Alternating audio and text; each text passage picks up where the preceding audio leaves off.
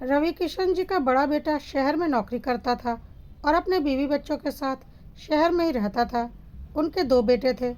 अब छोटे बेटे का भी ब्याह हो चुका था।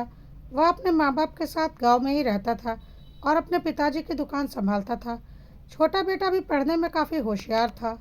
वह भी सरकारी नौकरी की तैयारी कर रहा था। उसकी शादी के 2 सालों बाद उसकी भी एक अच्छी सरकारी नौकरी लग चुकी थी।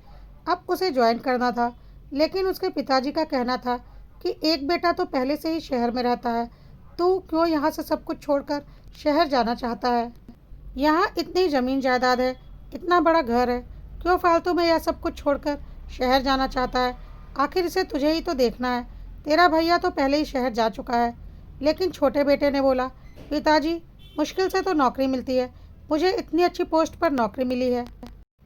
मैं ऐसी बेवकूफ़ी कैसे कर दूं कि ऐसी नौकरी को छोड़ दूं। दुकान से कितनी ही आमदनी हो जाती है। इस पर रवि किशन जी और उनकी पत्नी ने अपने छोटे बेटे को इमोशनल ब्लैकमेल करना शुरू किया और बोला, वह तो ठीक है बेटा, लेकिन यह सोच कि अगर तू अपने भैया की तरह शहर चला गया अपनी नौकरी करने, तो हम दोनों बूढ़ा बूढ़ी का कौन ख्याल रखेगा। हम दोनों तो अकेले रह जाएंगे। इस पर छोटे बेटे बहू ने कहा, पापा, मम्मी, आप लोग हमारे साथ चलिए। हमने ऐसा कब कहा कि हम आपको यहाँ अकेले छोड़कर जाएंगे।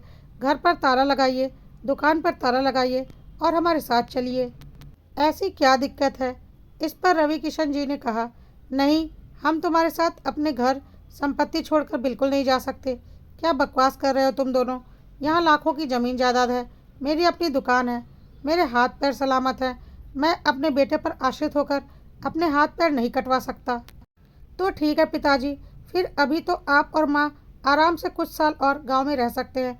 आप लोग यहाँ आराम से रहिए। मैं अपनी पत्नी के साथ अपनी नौकरी ज्वाइन करने शहर जाता हूँ। बीच बीच में हम दोनों भाई तो आते ही रहेंगे। लेकिन अब माँ ने छोटे बेटे को रो रो कर इमोशनल ब्लैकमेल करना शुरू किया और बोला, ऐसा मत कर बेटा। यहाँ किस चीज़ की कमी है जो तू हमें अकेला छोड़कर जाना चाहता है। यहाँ तुझे जो ठाठ मिलेंगे वह शहर में कभी नहीं मिलेंगे। इतनी ज़्यादा ज़मीन जायदाद का मालिक है तू। इस बार बहू ने बोला, मम्मी जी, यह कैसी बातें कर रही हैं। ठीक है, यहाँ पर किसी चीज़ की कोई कमी नहीं है, पर वैसे स्कूल तो नहीं है जैसे स्कूल में भैया के बच्चे पढ़ते हैं। वह सुविधा तो नहीं है जिन सुविधाओं में भैया भाभी और उनके बच्चे रहते हैं। हमारा भी दिल करता है हम भी सारी सुख सुविधाओं के साथ अच्छे शहर में रहें, और सबसे बड़ी बात, हर महीने एक बंदी बंधाई अच्छी पगार आएगी, जो कि इस दुकान के आमदनी से बहुत ज़्यादा है। हमारा जीवन स्तर बहुत सुधर जाएगा। या तो सबसे बड़ी बेवकूफ़ी होगी कि हम अपनी हुई रोजी रोटी को छोड़ दें।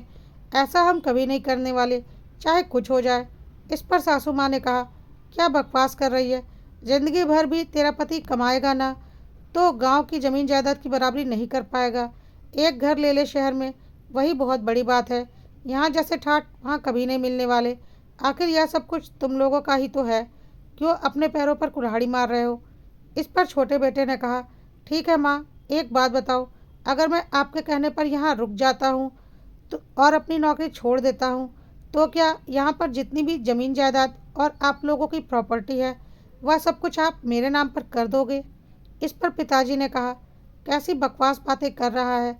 ऐसे कैसे हम सब कुछ तेरे नाम पर कर देंगे। पहली बात तो अभी कुछ भी किसी के नाम पर नहीं होगा जब तक हम दोनों में से कोई एक भी जिंदा है, और हमारे मरने के बाद सब कुछ दोनों भाइयों में बराबर बटेगा। अच्छा, तो जब हिस्सा बंटवारा दोनों भाइयों में बराबर का होगा, तो एक भाई अपनी ज़िंदगी और बेहतर बनाने के लिए शहर में अच्छी नौकरी करे, अपने बीवी बच्चों को अच्छा जीवन दे, दिन ब दिन तरक्की करे, और उसके बाद भी गांव में उसका बराबर का हिस्सा बंटवारा तो रखा ही हुआ है, और मैं इस ज़मीन जायदाद की रखवाली में अपना जीवन झोंक दूँ। दुकान से कोई खास आमदनी है नहीं जिससे कि जीवन का स्तर बहुत ऊंचा हो सके। ज़मीन जायदाद को बेचकर अपना खर्चा मैं चला नहीं सकता, क्योंकि वह पुश्तैनी संपत्ति है, उसे बेचना भी नहीं चाहिए। तो मैं इस लालच में अपनी लगी लगाई नौकरी छोड़ दूँ। ऐसा कभी नहीं होने वाला।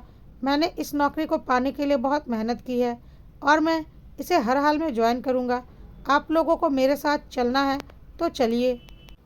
मैं अपने फ़र्ज से कभी पीछे नहीं हटूँगा। आप लोगों को मेरे साथ रहने में कभी कोई दिक्कत नहीं होगी, लेकिन मैं किसी भी इमोशनल ड्रामे में आकर अपनी ज़िंदगी का इतना बड़ा फैसला नहीं ले सकता जिसके लिए मुझे आगे पछताना पड़े। हर किसी को अपने हिसाब से अपनी ज़िंदगी जीने का हक होता है और मुझे अपनी ज़िंदगी किस तरह से जीनी है और कहाँ जीनी है, इसका फैसला कर लिया है। कहकर छोटा बेटा अपना सामान पैक करने के लिए चला गया। माँ पिताजी उसे देख रहे थे और समझ गए थे कि अब उनके किसी भी इमोशनल ड्रामे का उनके बेटे बहू पर कोई असर नहीं पड़ने वाला। लेकिन फिर भी वह दोनों उनके साथ जाने को तैयार नहीं थे, बल्कि गांव में घूम घूम कर दूसरे लोगों से यह बोलने लगे कि देखो, मेरा बड़ा बेटा तो पहले ही हम लोगों को छोड़कर शहर में बस गया है। अब छोटा बेटा भी हमें छोड़कर शहर में बसने की तैयारी कर रहा है। हमें बुढ़ापे में कोई देखने वाला नहीं।